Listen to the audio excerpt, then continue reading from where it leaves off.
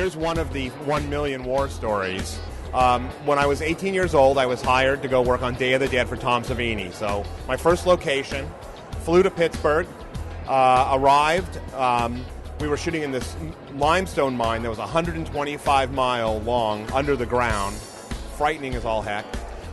Walked in, didn't know what was going on, met Greg Nicotero, who came up, just said, "Hey, hi, I'm Greg Nicotero, I will be right back."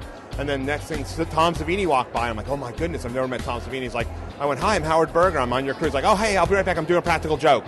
Okay. Waited.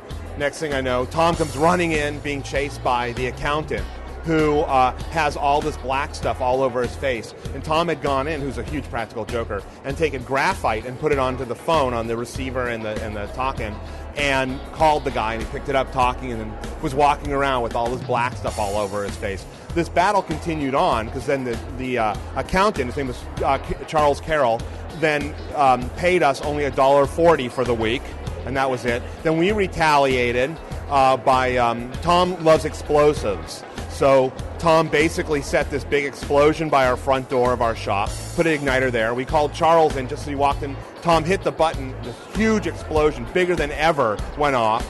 George Romero was filming in the mine, thought the mine was caving in. They all ran out, and then Tom had to explain the fact that he pushed the button and blew up the accountant. It didn't end there, though. The last and final one was we all had this car, this station wagon, and so we're driving out at night, because we'd go in the morning and then drive home. We all were piled in, and Greg Nicotero was up front driving, Savini was in the passenger seat, then there was Everett Burrell and Dave Killen and John Volich and myself, and all of a sudden, there starts to be smoke. And Tom goes, "Smoke, smoke, fire, the car's on fire, fire, fire." So the car stops, we all pile out, we're pushing each other. I kick somebody in the face to get out because we're panicking.